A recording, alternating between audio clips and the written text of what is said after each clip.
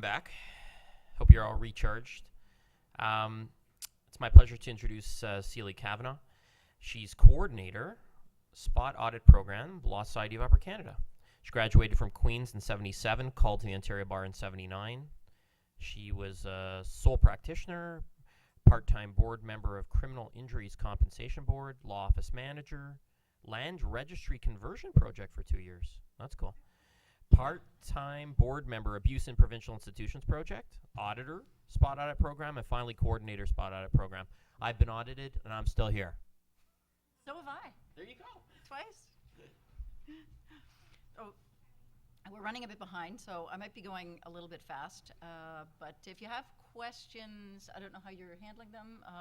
I'll be here after the break, after the next two speakers, and again, I guess at 4:30? Yep. 4:20? Okay. So I'd like to start by briefly discussing the Spot Audit Program and how it operates, on the theory that the better you understand something, the less you fear it. Then I'm going to give you some advice on how you can stay on our good side and also reduce stress for you and your staff. Now, in the bad old days, the Spot Audit was joined with the Investigations Department and known for many years as Audit and Investigations, probably the most feared part of the Law Society, part of the regulatory division of the Law Society. In 2000, the Spot Audit Program was moved under the newly formed Professional Development and Competence Division. Now, this new improved Spot Audit Program is meant to assist you and your staff to understand and properly apply certain rules of professional conduct and some of the bylaws.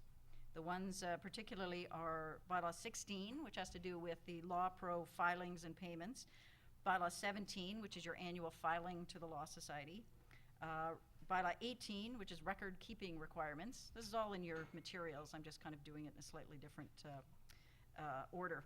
And Bylaw 19, which is the handling of money and other property. Bylaws 18 and 19 are both in your materials after tab 8, I believe. Yes, tab 8. So the audit selection process is, and keep in mind that every practice gets audited at some point, so don't think you're going to get missed. We do random audits. So these are just the computer goes through and just picks based on postal codes. Now, reasons that you are likely to get audited is a failure to file your member's annual report. If there's information in your member's annual report, there are certain factors that we look for, and they're not necessarily bad ones, just if you are engaged in certain types of activity, it might trigger an audit. If you have a newly formed practice, which is probably applicable to a number of people here, on the theory that it's better to get, after about a year, we want to go in and see how you're doing just to make sure you get off on the right foot and correct any errors that you might have fallen into. If there are numerous inadequacies that were found on a previous audit, you're likely to be re-audited. Or if you're referred, your file's referred from another department of the Law Society, like if you have a lot of complaints, investigations, discipline, also refer files to Spot Audit. Now, once you're selected for an audit, your file is assigned to an auditor, which may be a Law Society auditor, or it may be an auditor from an accounting firm that's been retained by the Law Society. Now, the main document in this initial audit file is a copy of your most recent member's annual report, which you are obliged to file under Bylaw 17. So obviously, there's a problem if you haven't filed, and you're almost guaranteed to have an audit. So this member's annual report, as I say, it's required by Bylaw 17. It applies to every member of the Law Society, even those of us working here at the Law Society. It's due on March 31st every year, and it covers the previous calendar year for all your activity. They're sent out, these members' annual reports are sent out by the Forms Department, but it's not just called forms anymore, it's administrative compliance processes, so everything gets a little more complicated. They're sent out in December each year, and for the first time this year, you have the option of receiving this form electronically through an email. You have been able to file electronically for a few years, so this is something that's definitely growing, and it saves costs for the Law Society and so on. The big point to take away from this is don't delay. If you don't file this report, you eventually wind up being administratively suspended. You're likely to have a spot audit, and the ultimate sanction is you can get disbarred at the end of the process for not having filed. This member's annual report, the most recent one that's in there, the auditor is going to be checking it for the accuracy against the materials that you produce for the audit. So it's not something that you just whip off and send in. I mean, this is something, make an appointment with yourself sometime in latter half of January and get it done and get it in. And make sure it's accurate, because you are signing to say that it is correct. If you have any questions, there's a guide, there's all kinds of numbers that you can phone for help on this. So if you do get selected for an audit, the auditor will give you a call and attempt to make an appointment in the next 2 weeks. Now, avoiding the auditor doesn't work. If you don't want to see us, your file just gets escalated to the investigations department, and they do not call to make appointments. They will just show up. If you have a problem, if it really is just the most difficult time for you, computer crashes, not being up to date, usually that's another reason we should get in even sooner. But if you have your planned 25th wedding anniversary trip that's starting next week, sure, we're willing to listen to reason. So if you have a problem, let the auditor know, or you can call the general line for the spot audit program. Just call the general number at the Law Society. I guess the main number for members is extension 3315, and ask for spot audit, and we're quite happy to talk to you about it and decide whether it actually has a reasonable excuse. So working with you and your staff to ensure that your accounting records and files are in compliance with the Law Society's requirements is the best way for all of us to protect your clients. The auditor will send you, once a date has been set, will send you a fax or an email if you prefer, confirming the date, the time of the audit, and giving you a list of all the documents that you should have ready, and some that could be photocopied. So please read the fax. It makes the audit go faster, and it also puts the auditor in a better mood. If your books and records are available, if they're complete, if they're accurate, they're up to date, there should be very little disruption to your law practice, and fewer questions the auditor will need to ask you or your staff. At the end of the audit, the auditor sits down with you and or your bookkeeper to discuss the audit, and will leave you a list of any inadequacies that were found and with recommendations for improvement. This may or may not be the end of it. Your file may be closed. You may get a follow-up letter asking you, just reminding you of your obligations. There may be other documents that we want you to send in. There might be enough problems that we feel that you would benefit from a re-audit in 6 to 12 months. And in rare situations, you may be referred to the practice review program here at the Law Society if you appear to be having a lot of problems. Or if there's serious enough issues, it's possible you could be referred to the investigations department. But again, that's very rare. Now, why should you keep books and records? And I suggest 3 main reasons. The first and the simplest one is because the Law Society says so. The Law Society is charged with protecting the public interest and has implemented the bylaws, specifically 18 and 19, which are in your materials, to assist lawyers in keeping proper books and records and in handling money in your law practices. The second reason is because it's in the client's best interest. Once the client has retained you and given you money to carry out their instructions, you become a trustee. And general trust law requires that trustees be in a position to account to beneficiaries at any time. But the third and the most important reason is that proper bookkeeping is in your best interest.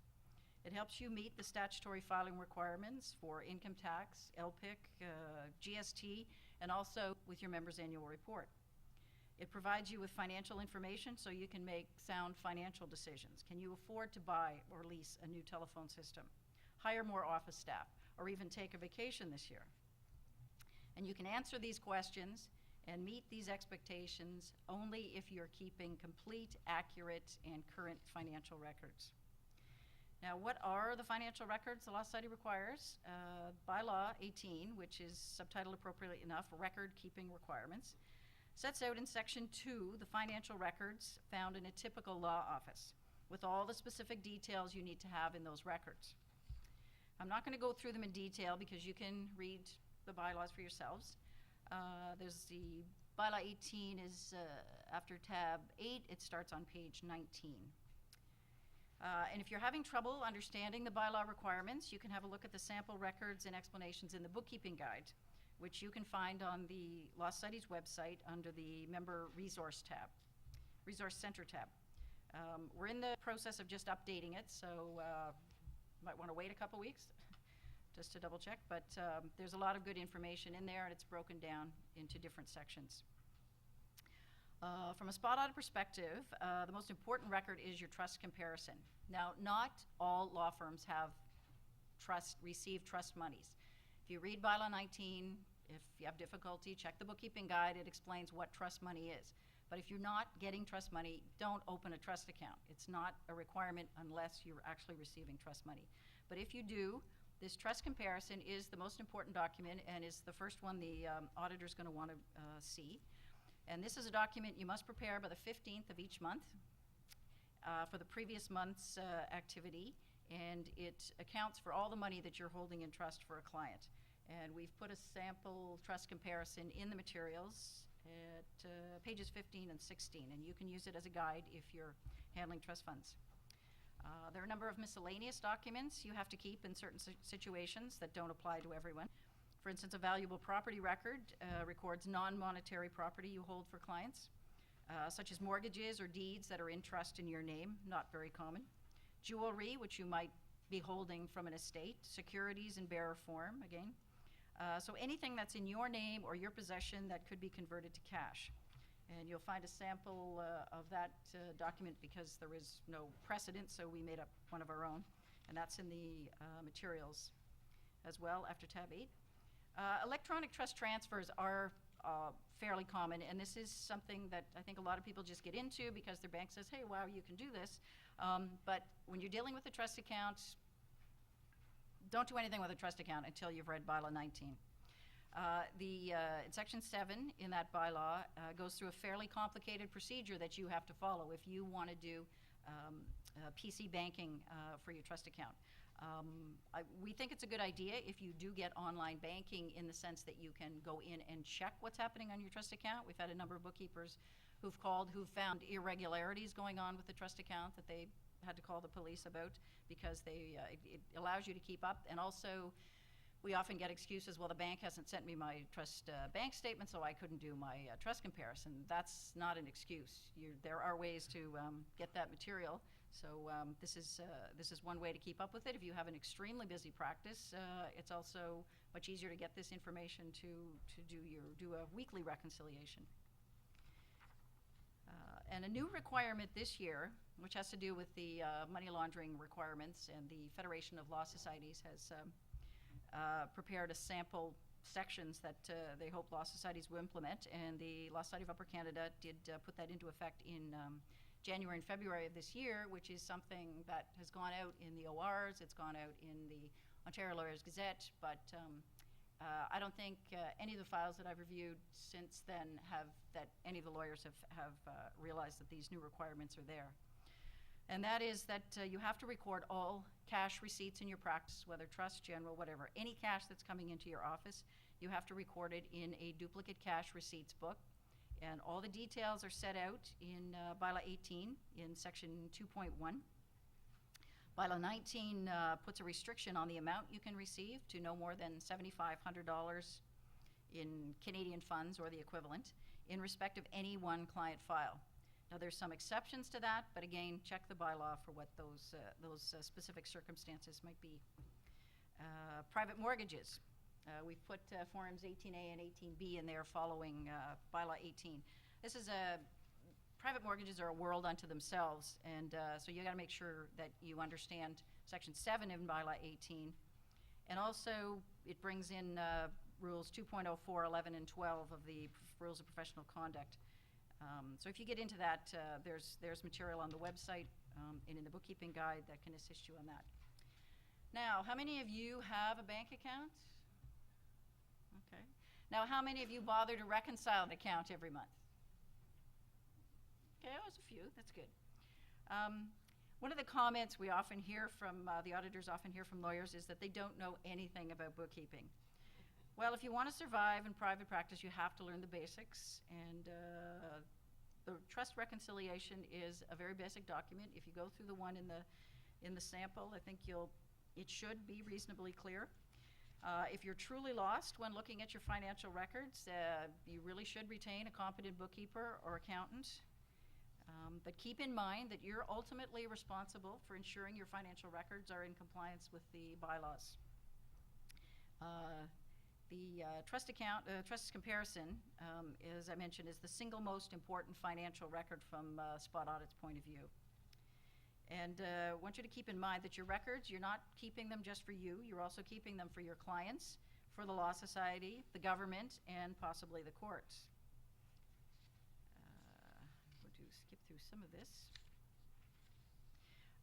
Now, for your general account,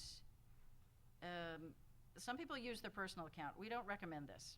You'll have to produce whatever account you use for depositing client funds after you've sent them a bill, or that you use to pay the expenses of your firm. You're going to have to produce that record, all the cash checks, the deposit slips, whatever.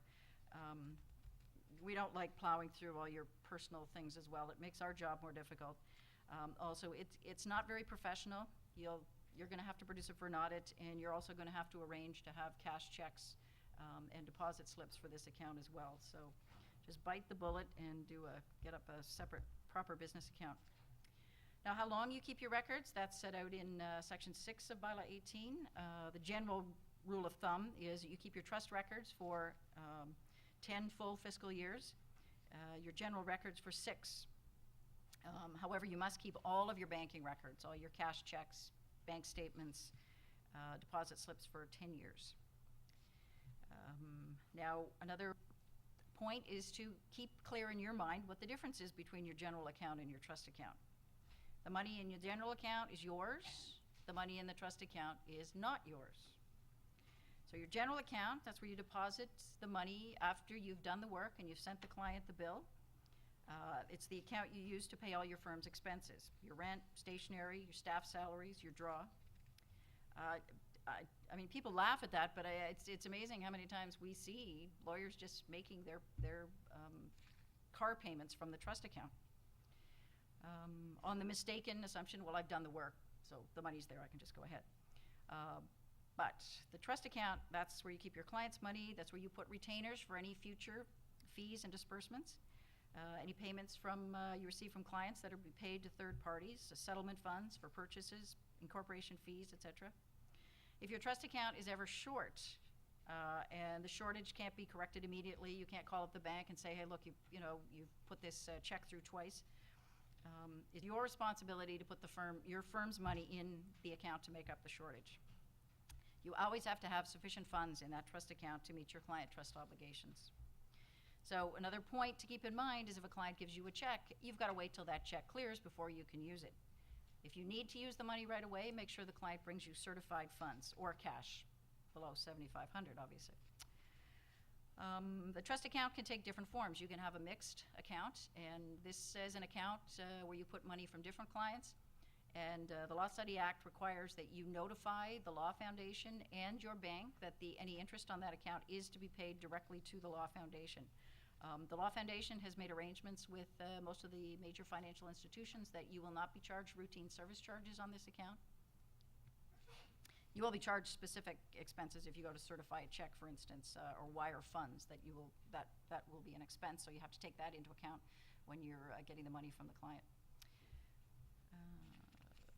Now, all the money in a mixed trust account has to be allocated to a client. We go in, every single penny in there has to be allotted to a particular client. None of your money goes in there. You don't put suspense money in there. You don't put in an allowance for bank charges, whatever. That's your money, and you just have to be on top of things and correct those errors when they happen. Bylaw 19, Section 2 restricts the institutions you can use for a trust account. So make sure that the financial institution you want to use is set up to pay money directly to the Law Foundation for any interest that's payable, and that they understand that any service charges are debited to your general account and not to the trust account. If the client wants interest on the money that they're going to give you, and you have to be alert to knowing if you're going to have a significant sum of money for any length of time, that you should discuss with the client whether they want interest on the money and what sort of vehicle it should go in. It's a good idea to let the client make this decision. You don't want them looking to you for financial advice. And it's a good idea to always get the client's direction in writing. In certain circumstances, you have to get the client's direction if you go outside the regular bank institutions. If you do real estate transactions, you're going to get involved in electronic registration. So you have to designate an account for the registration fees and land transfer tax that Terranet takes on every transaction to be debited electronically. So you can choose to either use a trust account or a general account. If you choose a trust account, there's a lot of requirements that are set out again in Bylaw 19 about how you have to deal with that, and certain forms you have to use, Form 19B. And it's a mixed trust account because, again, it's going to have money from different clients in there, so that has to be part of your monthly trust reconciliation, and you also have to ensure that any interest is payable to the Law Foundation. If you use a general account for your electronic registration account, the one restriction there is you have to make sure that the transaction is completed before you move any trust money over. You think about it, the way electronic registration works, the transaction goes through, the money is debited from your account, your general account, usually overnight. So once the transaction is completed, you've got confirmation from Terranet that's complete, you can then transfer the money from your trust account to your general account, and that, in all likelihood, is going to happen before Terranet actually debits the money from your general account. So it's not as scary as it sounds. There's an excellent document that was prepared by the Practice Advisory on using either a trust or a general account for your e-reg. That's on the Law Society website. So if you're going to get into electronic registration, I highly recommend that article. And so I just want to leave you with the point that operating a trust account is certainly a convenience for lawyers, but it's also a privilege that imposes significant responsibility. It's a privilege the Law Society guards on behalf of all Ontario lawyers and their clients. There can be serious repercussions for failing to follow the record-keeping requirements we've discussed. We know you didn't go into practice of law to do bookkeeping, but proper accounting is a necessary underpinning for any successful law firm. And I'd just like to leave you with a thought from G.K. Chesterton to keep in mind until you get that inevitable call from the Law Society spot auditor. I do not believe in a fate that falls on men, however they act, but I do believe in a fate that falls on them unless they act. Thank you.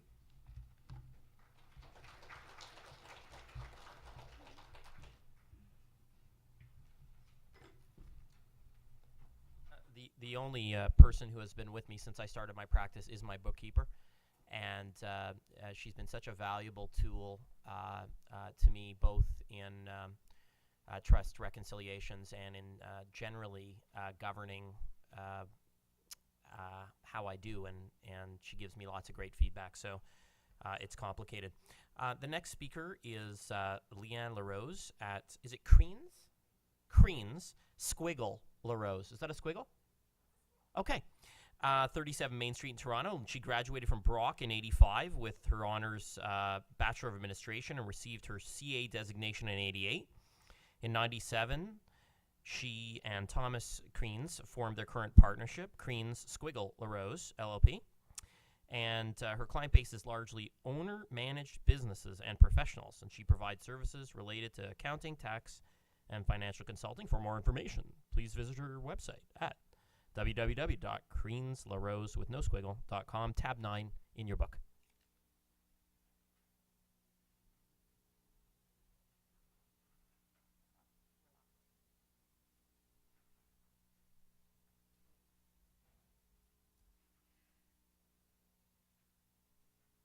I'm here to talk to you about understanding your financial position. So this would tie into the next step after your bookkeeping and getting your financial statements prepared for your bank or for your taxes largely.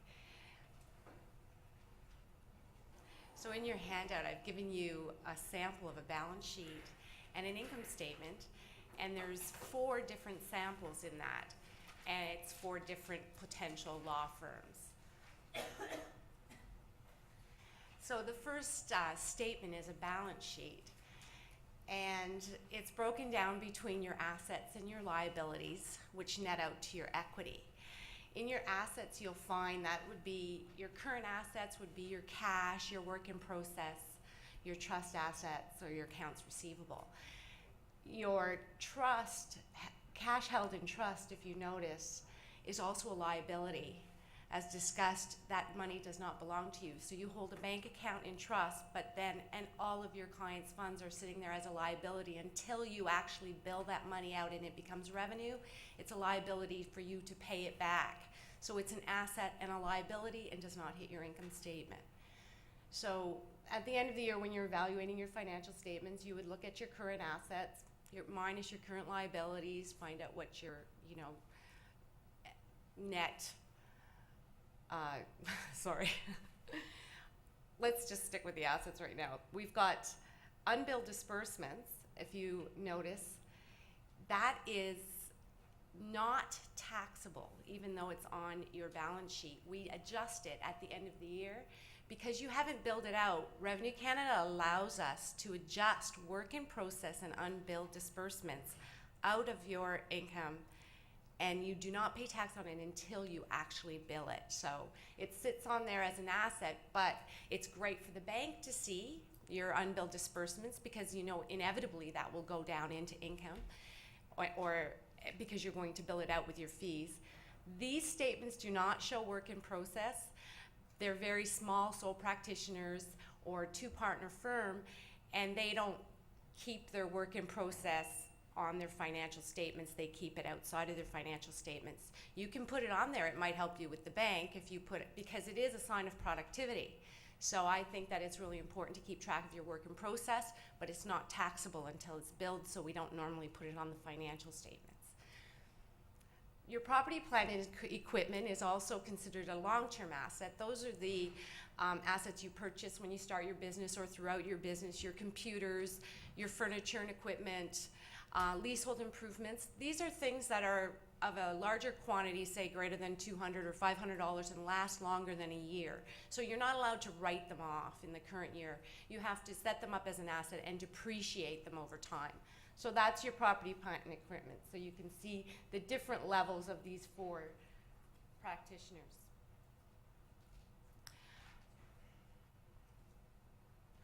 Under the liabilities, you can see that all three out of the four practitioners actually have line of credit, so they're actually not in a positive cash balance, but in a negative balance. Actually, they're into their line of credit. What we try to encourage is that if you're going out for financing, that you finance your obligations based on what you're using them for. For instance, use long-term debt to finance long-term assets and use your line of credit to finance your operating costs. So practitioner one actually has a long-term debt. That long-term debt is actually what he used to finance his leasehold improvements and his computer equipment and his office equipment. And then the line of credit is used to finance operations, and in fact sometimes to finance draws, and I'll get to that when I get to the income statement and discuss that. And you can notice here, you can see clients' funds held in trust as an obligation, and that number absolutely always balances to the cash. So the cash in trust always equals your obligation. If they get out of balance, that's where you have your problem under whatever section that is that Celia suggested. And then at the very end, your assets minus your liabilities is your equity or deficit. So in this case, we have two practitioners with deficits and two with equity. Once you get into a deficit position, that could present problems with your bank. What it means is you're actually spending more money than you're making, and you're drawing that money out, and you're using your line of credit to finance it. Is the interest deductible? From Revenue Canada's point of view, if you're using the line of credit to create a deficit and your draws are greater than what you're making, perhaps your interest on your line of credit would not be tax deductible. So there's a potential audit area there. In addition, banks they love professionals, first of all. So getting financing for your practice shouldn't be that much of a problem. But when they look at your financial statements annually, they do not want to see a negative. If they see a negative, that could affect your ability to obtain financing. So always try to remember not to spend more than you make. That's just a normal concept, but it's really hard at the beginning because you forget that you have all these obligations, and you have this line of credit and it's really tough, and that's why keeping current financial information allows you to understand, because you may in fact say, I've got all this work in process, so I can pull this money out. And so just kind of watch, because at the end of the year when that's negative, it affects your bank's your banking position.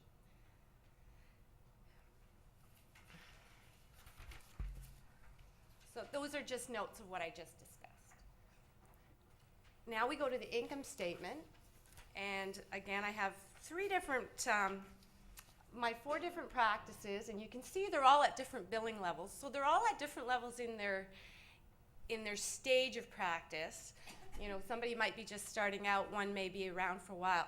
What you should look at is, when you're evaluating, how do I compare to other practitioners? I have a rule of thumb that I think that when you're a sole practitioner and you have rent, I think that you should kind of look for a 60% gross margin after operating or greater. If you have full-time staff with you and you start billing more, you might get to 50%. But as a professional, our costs aren't that high, and we should always try to look for getting a bottom line of 60% of your revenue. That's kind of a rule of thumb. Greater than that is amazing. That means you're really monitoring your costs and keeping track of them. But I think that I always try to go professional practices. It's not as if we're buying inventory or we're buying a lot of things. Your costs are really your administrative and your operating costs, which shouldn't be significant. So you should balance that with your revenue. If your revenues aren't very high, do you need a big downtown Bay Street office? Because then your rents will be countering your revenue. So you have to kind of watch what it is, but go with a rule of thumb of around 60% or greater, and things will be. So if you, I couldn't fit it all on one screen, the P&L, so I'm going to skip down, and at the end you'll see the net income. And if you look on your first page on the revenue, practitioner 1 is at about 50%, but at the top you noticed he or she actually has a staff. It's called outside services. So he's actually brought somebody in to help him create that revenue. So his income has kind of gone down because he's had to bring in another party to help out. And his rents have gone up because he needed a bigger office, that type of thing. Whereas the balance of practitioner B is at about 80%. Look at his costs. He has no outside services. His rent's pretty low. He's doing his own bookkeeping. He doesn't have very much bookkeeping costs. So he's making 80% of his billings is going to his bottom line, into his pocket, basically. And then the other 2 practitioners are at about 60%. So we get to the net income. Keep in mind that this income is what you pay tax on. You do not pay tax on your draws. So your draws are basically irrelevant, except for the fact that you don't want to draw more than you make. But you're paying tax on your net income. That is before your draws. Your draws are down here. Your net income's up there. So that's your taxable income. On a sole practitioner's financial statements, we do not put your tax obligation. So you do not see taxes coming off of that. That goes onto your personal tax return. If you choose to use a professional corporation, your financial statements would likely look different than this. This is assuming everybody's going off as a sole practitioner or partner unincorporated. If you're doing a professional corporation, it's different, and your financial statements would look different. Your tax obligation would be on there. It's a separate legal entity. You'd be an employee of that corporation, that type of thing. And so it's very different, and we're not getting into that. This assumes you're a sole practitioner operating in an unincorporated business. At the beginning, the practitioner's equity is the accumulated profits less draws from day one. So at the beginning of a year, your practitioner's equity has been the accumulation of everything since you started. They all have opening equity because they've been in practice before. If you're in your first year of practice, your opening practitioner's equity would be 0. You would add to it your net income, and deduct your draws, and that gives you your equity at the end, and that's what rolls forward to the balance sheet. Now that equity, in 2 cases, is actually a deficit. To me, that tells me the partner A and partner D are actually drawing more than they're making over time. So that's where they have to start reevaluating what, their financial position. The other thing I just want to make a note of is recently I had a litigator call me, and it appeared that he didn't understand his own financial statements because he was dealing with a bankruptcy for a bank of an unincorporated business, and the financial statement looked exactly like this. And he said, well, I don't understand how come drawings is being closed out to this equity account. I don't understand that. Like, you're making this journal entry. It doesn't make sense. I said, well, it's every lawyer's financial statements would look like this. I don't understand why you don't understand this. Opening equity plus less drawings plus net income is equal to your ending equity. So that ending equity closes out and it becomes your opening equity. And the next year, it's only your profit for that year and your drawings for that year that add into that. So every year, the drawings and the net income close out to your equity account. And PC Law or whatever accounting system you will use will automatically create that entry to close it out. So it's pretty normal. So understanding that is really important if you're trying to even litigate somebody else's financial statements. What else did I want to talk about? I think that's all I have to say. If anybody has any questions, I'd be happy to answer them after the course. Thank you.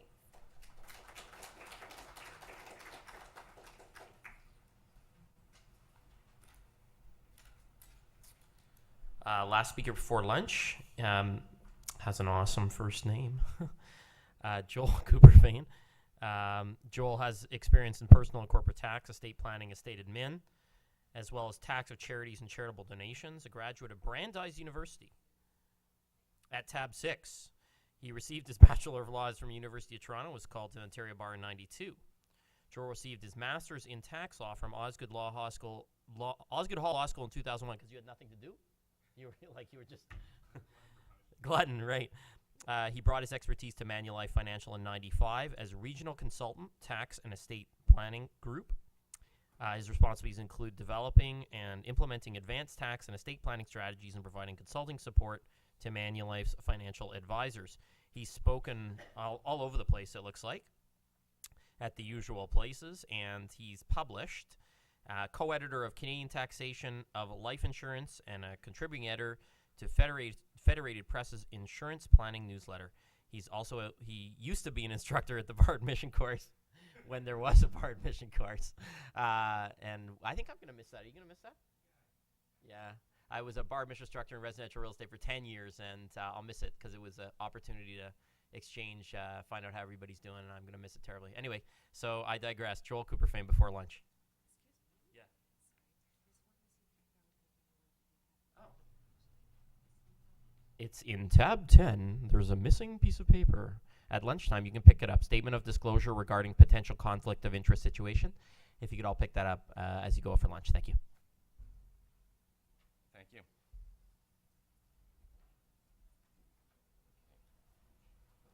Well, I admitted to being a glutton for punishment by going back and taking a master's degree.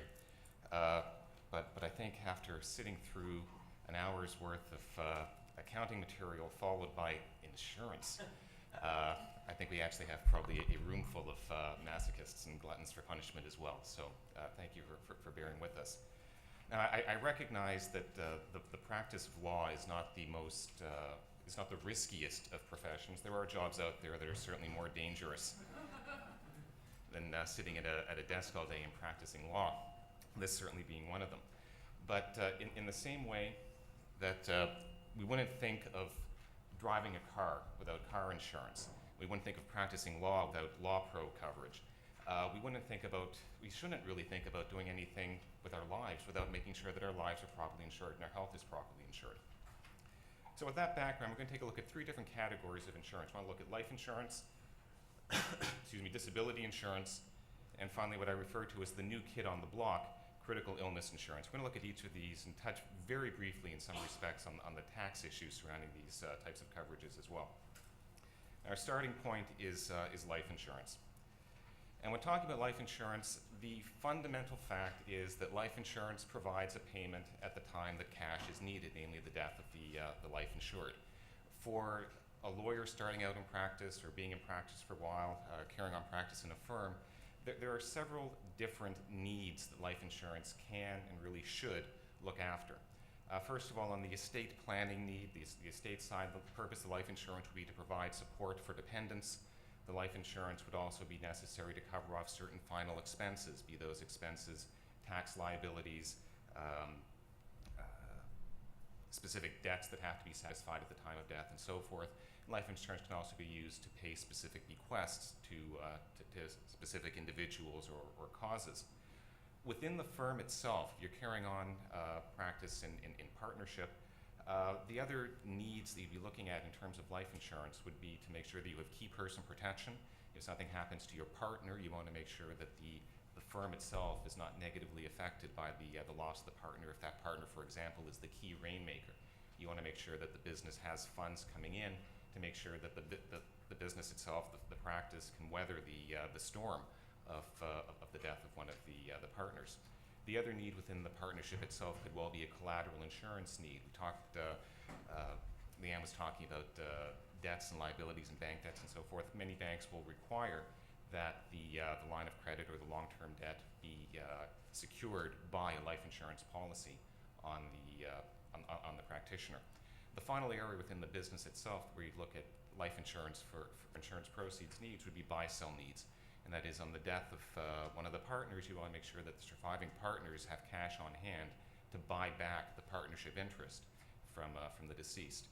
Now, I'm going to move on to talk about some other issues and needs for life insurance, but I just want to emphasize that the real critical component when talking about life insurance is the fact that life insurance provides benefits, death benefits, at the time that cash is needed. And the death of the practitioner will create very significant cash needs at the partnership level. At the same time, insurance can provide a good deal more than just death benefit protection. Life insurance can also be used as an investment vehicle. In fact, it's one of the few tax-sheltered investment vehicles that are still available under the Canadian tax system. The Reader's Digest condensed version of the taxation of life insurance would read something like this slide here. Generally speaking, premiums paid towards a life insurance policy are not deductible, but the proceeds received from the policy are fully tax-free. If you overfund the policy, if you put additional cash into the policy, thank you. Am I better? Okay, if you put additional cash into the policy and are using the policy as an investment vehicle, then the full growth within the policy is taking place tax-sheltered, and all of the death benefit that ultimately gets paid out, both the real death benefit and the investment part of the policy, that all gets paid out to the named beneficiary on a fully tax-free basis. If you withdraw cash from the contract during lifetime, there may be a tax liability, but as long as the policy is held until death, everything comes out completely tax-free. The other aspect of life insurance to consider is the fact that it's more than just death benefit, it's more than just investments, but life insurance also can provide a vehicle for creditor protection. And again, for professionals, the ability to invest in both a tax-sheltered and potentially creditor-protected vehicle is extremely important. As I say, life insurance is one of the few creditor-protected assets that are available for professionals. Under subsection 196(1) of the Insurance Act, as long as there is a designated beneficiary, any designated beneficiary other than the owner's estate or personal representative, the proceeds of the insurance contract are not available to the deceased's creditors.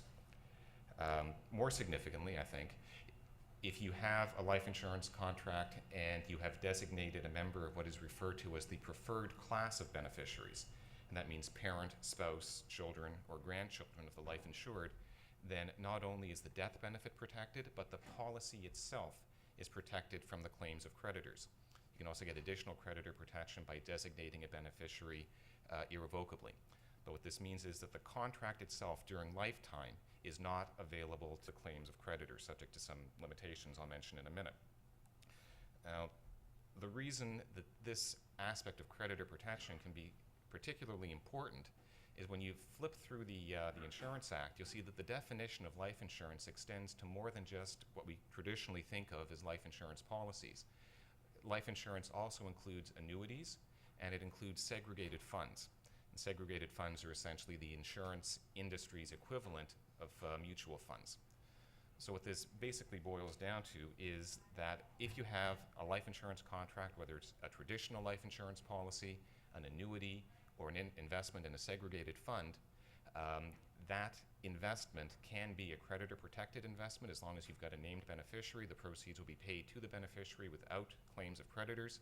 And if you have a beneficiary, a member of the family class, I mentioned earlier, then the policy itself cannot be claimed by creditors during the owner's lifetime.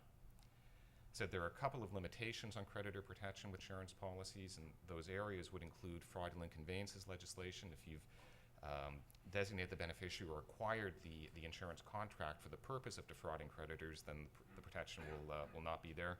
There are also restrictions on the availability of creditor protection where the creditor is Canada Revenue Agency. Family law legislation, dependent relief legislation can also trump the creditor protection provided by the insurance contract. So just to reiterate, the prime purpose for life insurance, as I said, is the death benefit proceeds, making sure that dollars will be available at the time of death to satisfy a variety of personal and business needs that the practitioner has at the estate planning level and also at the firm or practice level. Life insurance beyond that can also be used, traditional life insurance can be used as an investment vehicle and as a tax-sheltered investment vehicle. And as I say, any insurance contract, whether it's traditional life insurance or segregated funds or annuities, can provide the owner with a degree of creditor protection that's not available through other investment products. Okay, I want to move on and talk about disability insurance.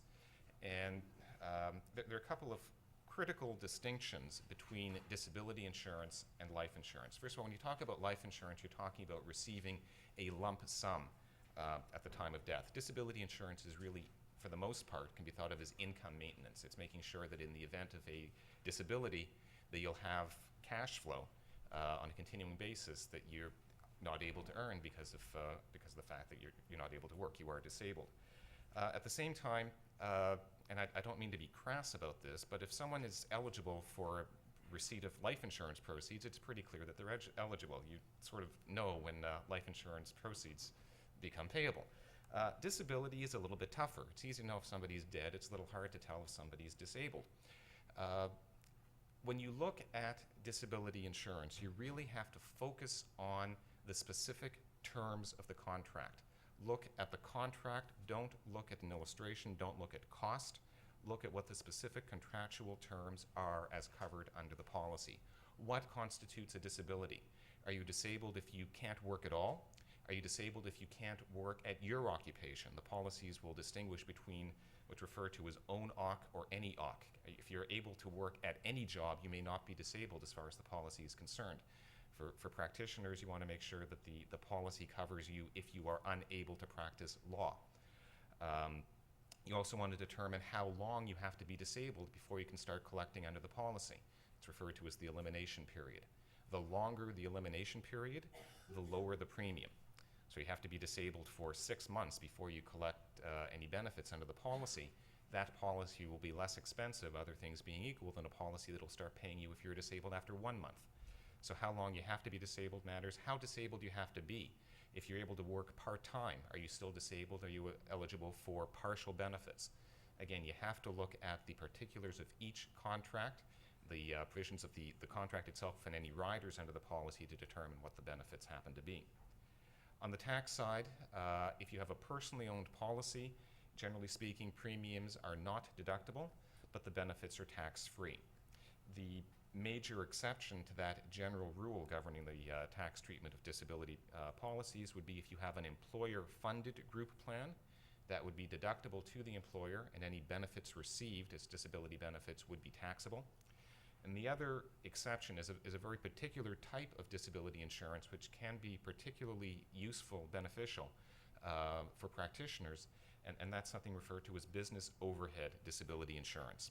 And what this insurance covers is, it says, to the extent that you have certain ongoing obligations, rent expense, hydro, support staff, that have to be paid whether you're working or not working, no matter how long your disability happens to last, you have to make sure that those payments continue. Disability overhead insurance will cover those expenses. This type of coverage, the amount that you receive is actually equal to the amount of whatever the expenses might happen to be. The premium for this type of coverage is deductible for tax purposes. The benefit is sort of taxable, but because the benefit is being used to fund tax-deductible expenses, it's sort of a wash. It's income in, but then deductible because you're using it for purposes that qualify for tax-deductible expenses. So this is something that can be extremely important for the practitioner. Not only are you covering your own personal needs, or you should be covering your own personal needs in the event of disability, but this also makes sure that the practice itself is protected, and it's done so in a tax-effective way, since the premiums, as I say, are tax-deductible. Okay, the final area which I'm going to mention, and miraculously will get you out by 12 noon to keep us on schedule, and that keeps Joel happy. Actually, I'm sure it keeps everybody happy. Is just to mention what I refer to as this new kid on the block, which is critical illness insurance. Critical illness insurance has been around for maybe 6, 7, 8 years, somewhere in that range. What critical illness insurance does is, upon diagnosis of a variety of different critical illnesses, and different policies cover different illnesses, but typically you're looking at cancer, heart disease, Alzheimer's, Parkinson's, say a laundry list of horrible things that you hope and pray will never happen to you. But upon diagnosis and surviving for a brief period, typically 30 days, these policies will pay out a lump sum for the policy owner to do with as they wish. It's a lump sum payment that can be used to jump the queue. You may want to head down to the States and obtain quicker access to medically necessary procedures. It may be that you have certain lifestyle modification expenses that have to be covered. You may just need extra cash to see you through or see any of us through a very difficult time. But this is a new category of insurance coverage, and something that just recognizing the costs associated with incurring any of these illnesses, something that will obviously be very beneficial to have. That represents all my comments. As with the other speakers this morning, I will be around for the next little bit if anyone has any questions. I thank you for your attention this morning and pass it back to Joel. As a line item in any budget, I strongly recommend making sure that you and your family are protected. And speaking to somebody like Joel or any one of a number of great advisors can protect you and your family. I'll see you in an hour after lunch. Great afternoon ahead of us, and thanks for the morning.